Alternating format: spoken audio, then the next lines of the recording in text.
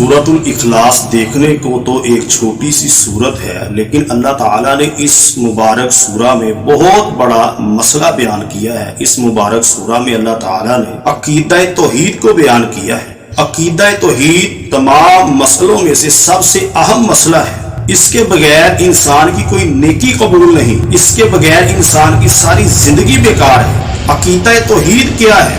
اللہ کی ذات کے علاوہ کوئی معبود نہیں، اس کا کوئی شریک نہیں، عبادت صرف اللہ کی ذات کی جائے، اس کے ساتھ کسی کو بھی شریک نہ ٹھہرایا جائے۔ خالق، مالک، رازق، داتا، گن بخش صرف اور صرف اللہ کی ذات ہے۔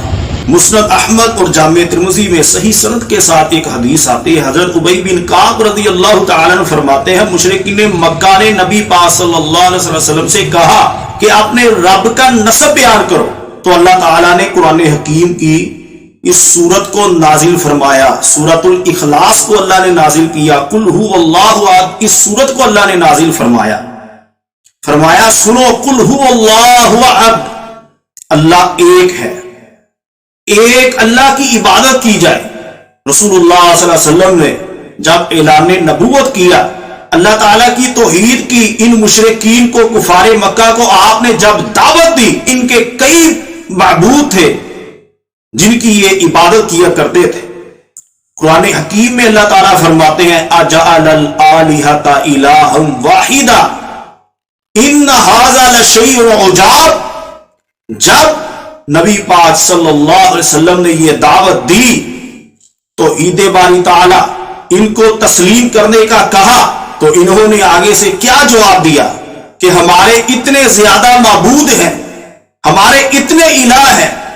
محمد صلی اللہ علیہ وسلم کہہ رہے ہیں کہ ایک اللہ کی عبادت کرو، ایک اللہ کو معبود مانو، یہ کتنی عجیب بات ہے۔ ہمارے تو معبود بہت زیادہ ہے۔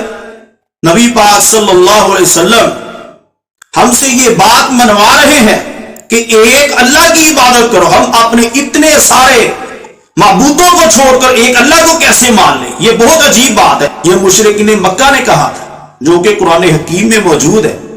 عبادت صرف اللہ کی جائے، اللہ کے علاوہ کوئی معبود نہیں۔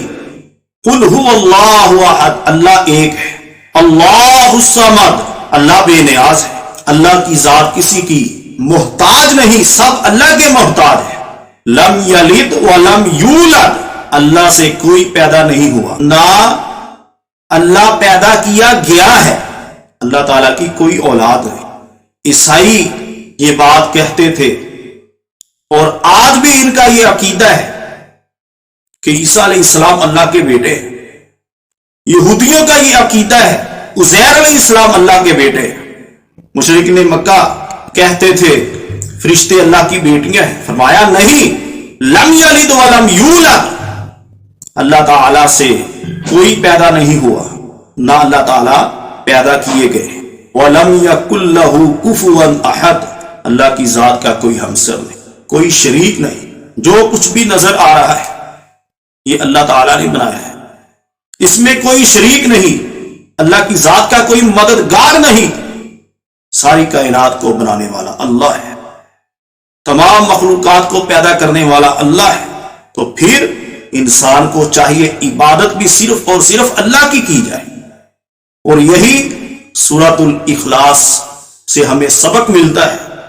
سورۃ الاخلاص سے ہمیں یہی تعلیم ملتی ہے کہ اللہ کی ذات کے علاوہ کوئی معبود نہیں، اللہ کے ساتھ کسی کو شریک نہ ٹھہرایا جائے۔